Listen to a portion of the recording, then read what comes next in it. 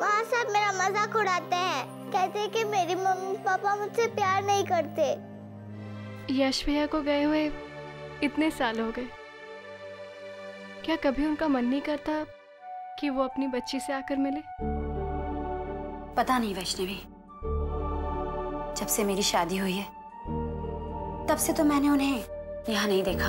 जब से दान पेटी का हादसा हुआ है तब से मुझे ऐसा लगता है कि हमें दान पेटी की सारी जिम्मेदारी वैष्णवी को दे देनी चाहिए।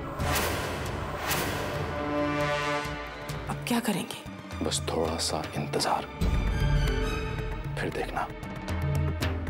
इस बार ये माता की चौकी इस माता पुत्री की आखिरी चौकी होगी। मुझे माफ कर दो वैष्णवी, मैंने हमेशा तुम्हारे साथ ज्यादती की है। न जाने कितनी बार तुम्हारा अपमान किया है मैंने। इसलिए मैंने तय किया है कि मैं अपनी गलतियों का प्रायश्चित करूंगा। मैं मिसेस सांघवी के घर माता की चौकी करने के लिए तुम्हारे साथ जाऊंगा। सर, मौके की नजाकत को समझिए और कुछ सख्त कार्रवाई कीजिए, वरना जिस बहू के लिए आपने दिल के खजाने खोल दिए हैं ना, उसी का बाप आपकी मेहनत से खड़े किए उम्पार को खत्म कर देगा और हम देखते रह जाएंगे। सर, मैं तो कहता हूं उस पंडित की बेटी को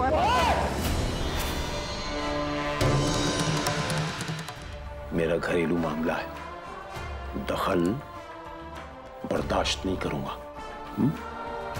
बोल जय माता दी। जय माता दी।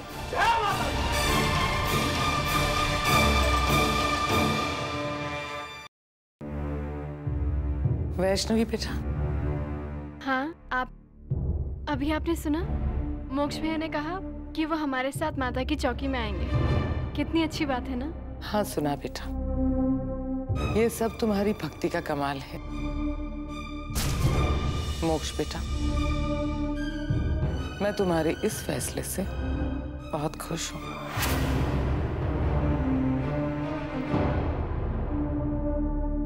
बेटा, ये सब छोड़ो और तुम जाके कमरे में आराम करो। मोक्ष और मैं ये सब कर लेंगे, है ना मोक्ष? जी। जाओ।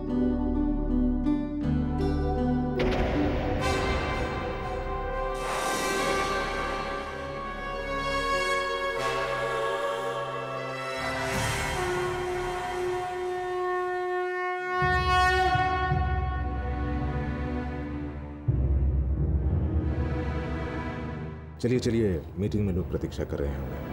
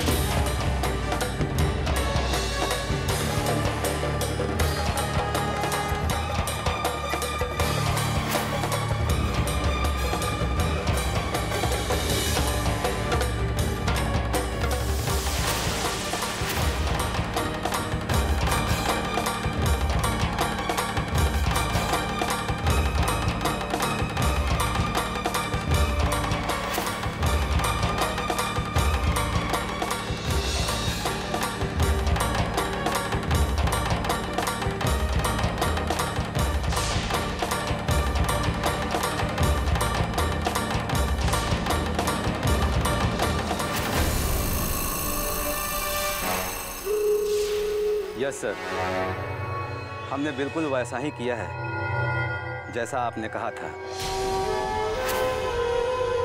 हम पंडित का पीछा परछाई की तरह कर रहे हैं, उस पर कड़ी नजर है हमारी। बस आपके आज्ञा का इंतजार है। शाबाश, तुमने मेरा नहीं माँ की आज्ञा का पालन किया है। माता रानी तुमसे बहुत प्रसन्न होगी। आप मेरी बात दोनों कान खोल के सुनो।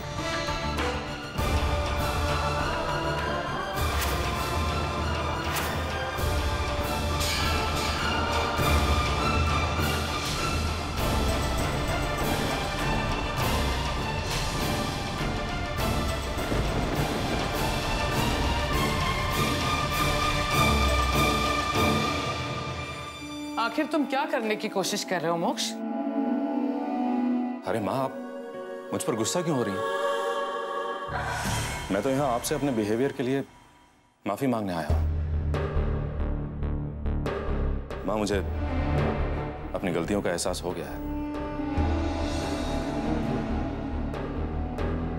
और मैंने ये तय किया है कि आज के बाद मैं आपकी हर बात मानूंगा। हाँ माँ, आपने बिल्कुल ठीक कहा था। वैष्णवी के साथ अच्छा व्यवहार करने के अलावा हमारे पास और कोई चॉइस नहीं बची है। सिर्फ उसे अपना बनाकर ही हम मिस्टर शील कुमार के खिलाफ युद्ध का बिगुल बजा सकते हैं।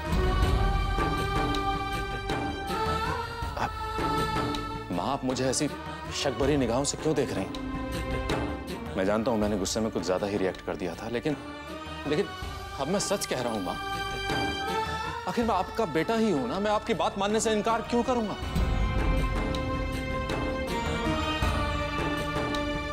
ये हुई ना बात मां।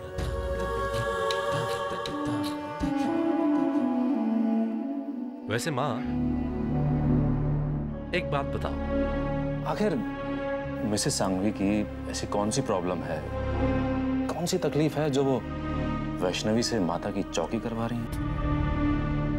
I mean, मुझे मिसेस सांघवी की तकलीफ जानने में कोई दिलचस्पी नहीं है मां, मैं बस, लेकिन अब जब हम वैष्णवी के साथ माता की चौकी करने जा ही रहे हैं तो कम से कम ये तो पता चलेगा कि मिसेस सांघवी की प्रॉब्लम जेन्युइन है कि नहीं।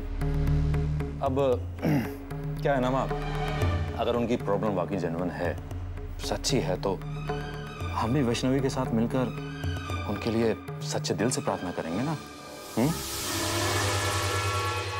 बेटा, मुझे बहुत खुशी है कि आखिर मेरी बात तुम्हारी समझ में आ गई और तुम सही रास्ते पे आ गए। मिसेस सांघवी, उनकी सबसे बड़ी तकलीफ है उनके पति। उनके पति की जिंदगी में एक दूसरी औरत है।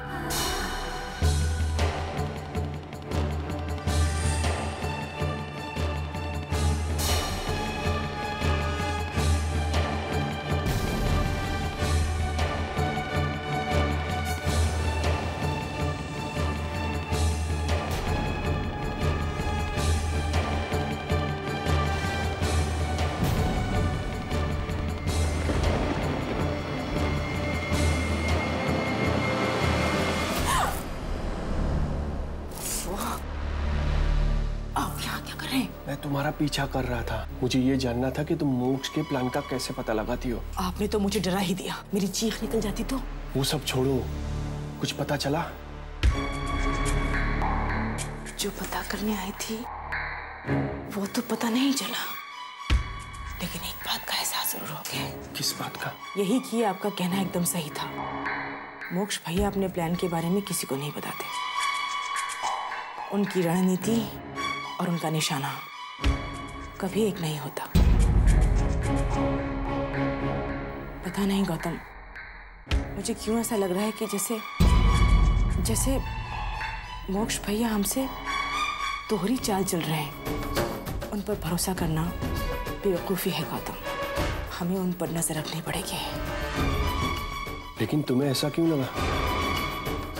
अभी उन्होंने जिस तरह अपनी ही माँ से बात की है, उसे सुनकर ऐसा लगता है कि मोक्ष भैया दो मुँहे सांप हैं। वो कभी भी किसी को कहीं भी डस सकते हैं। हमें उनसे सावधान रहना पड़ेगा गौतम।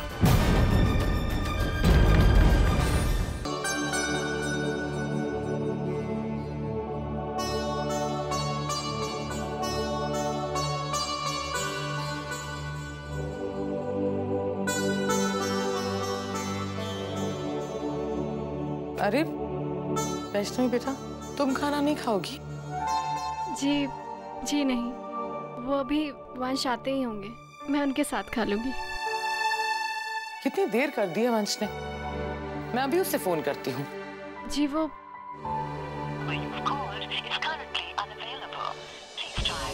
ये वंश भी ना, पता नहीं अपना फोन ऑफ क्यों रखता है। वो दरअसल एक मीटिंग में गए हैं। ऐसी कौन सी जरूरी मीटिंग है जिसकी वजह से उसे अपना फोन ऑफ रखना पड़ा? तुम चिंता मत करो बेटा, मैं अभी मोक्ष को ऑफिस भेजती हूँ और कहती हूँ वंश को इसी वक्त घर ले आए। देखिए ना, मैं भी भूल गई, दरअसल उनकी मीटिंग ऑफिस में नहीं, कहीं बाहर है। उनका अभी मुझे फोन आया था कि उन्हें देर हो जाएगी। अब मैं उनका इंतजार करूंगी और आप मेरी फिक्र मत करिए, जब मुझे भूख लगेगी तो मैं खा लूंगी।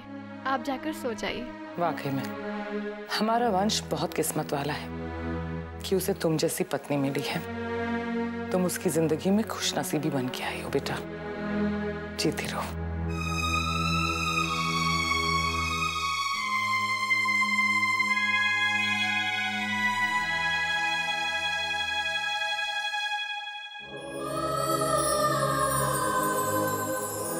नहीं छोटी माँ, मैं वंश की खुशनसीबी नहीं, बल्कि वो अनचाहा रिश्ता हूँ जिसे वो अपने पापा जी की खातिर निभा रहे हैं। उनकी खुशकिस्मती, उनका प्यार तो कोई और है जो इस वक्त उनके करीब है।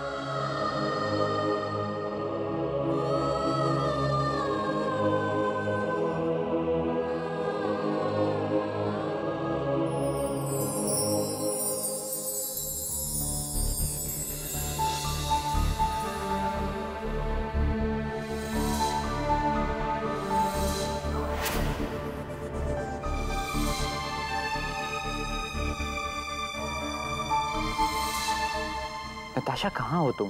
मैं कब से यहाँ तुम्हारा इंतजार कर रहा हूँ। आई एम सॉरी वंश, दरअसल मैं किसी जरूरी काम में फंस गई थी। आई एम सॉरी, मगर मैं आज तुमसे नहीं मिल पाऊंगी। ये क्या बात हुई नताशा? मैं पिछले कितने घंटों से तुम्हारा इंतजार कर रहा हूँ और ये बात तुम अब बता रही हो। आई नो वंश, आई एम सॉरी, पर मैं करती भी तो क्या, कब से तुम्हारा नंबर ट्राई कर रही हूँ लेकिन लग ही नहीं रहा था, और फिर मेरी मीटिंग शुरू हो गई। I am sorry. अच्छा listen, I tell you what, हम कल जरूर मिलेंगे, ओके? Hello, you there? देखो वंश, तुम नाराज मत हो, मैंने कहा ना हम कल जरूर मिलेंगे। प्रॉमिस? हाँ बाबा, प्रॉमिस। अच्छा अब मैं रखती हूँ, कुछ लोग मेरा इंतजार करें। Okay, bye bye.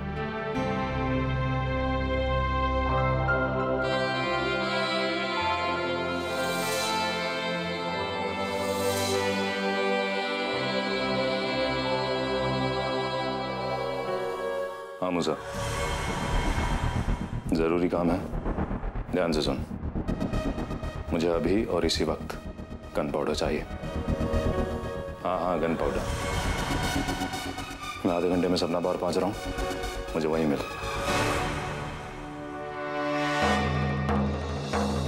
और सुन, पैसे की फिक्र मत करना और ध्यान रहे कि माल अच्छा होना चाहिए।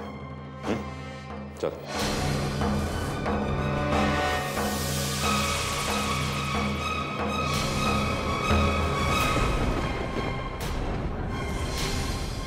अरे भाई, आप इस वक्त कहाँ जा रहे हैं? अरे वो कुछ फाइल्स रह गई थी जरूरी ऑफिस में, तो वही लेने जा रहा था। अब मुझसे पूछ रहा मैं कहाँ जा रहा था। तू इतनी रात को कहाँ से आ रहा है? वो भैया, मैं भी कोई जरूरी काम से बाहर गया था। ठीक है भैया, आप जाइए, आपको देर हो रही होगी। Good night. गुड नाइट वंश।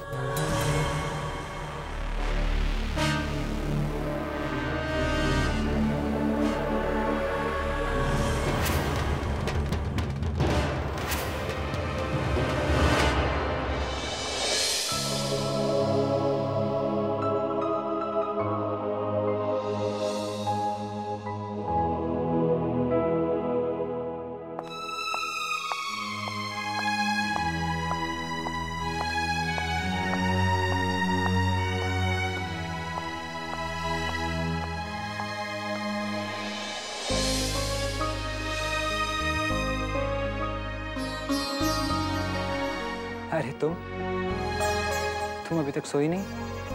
नहीं नहीं नहीं, मेरा मतलब है कि मैं सो रही थी, बस आपकी आहट हुई और मैं उठ गई। अंदर आइए। आई एम सॉरी, हाँ मैंने तुम्हें जगा दिया। नहीं नहीं, बल्कि अच्छा हुआ कि आपने मुझे जगा दिया, क्योंकि मुझे आपसे ढेर सारी बातें करनी है, आपके पल पल के बारे में जानना है। अब तो बताइए, क्या कहा उसने? अब क्या कहा नताशा ने?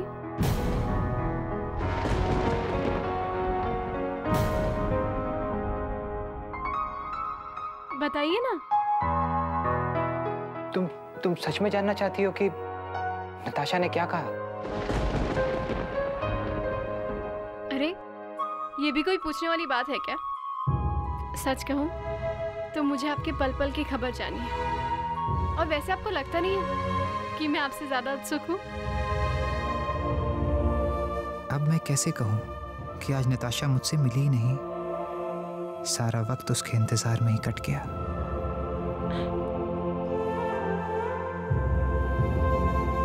वंश, क्या हुआ? आप क्या सोच रहे हैं? बताइए ना, उसने क्या कहा? कुछ नहीं, बस यही सोच रहा हूँ कि कहाँ से शुरू करूँ। सब कुछ एक सपना सा लग रहा है। अच्छा। हाँ, जिससे मिलने को मैं इतने दिनों से तरस रहा था, वो लड़की अकेले उदास सी मेरा इंतजार कर रही थी। जैसे उसने मुझे देखा, वो खुश हो गई। इतने खुश थे हम कि वक्त कैसे गुजर गया पता ही नहीं चला। मैं तुम्हें क्या बताऊं, उसकी बातों में कितना प्यार था, कितना अपनापन था।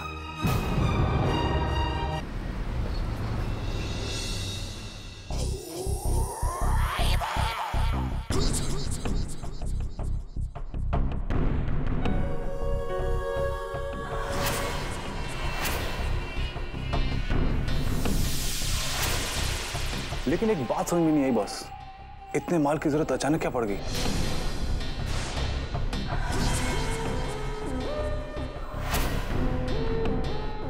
ज्यादा सवाल पूछना सेहत के लिए खराब होता है मूसा। जितना कहा जाए उतना किया करो।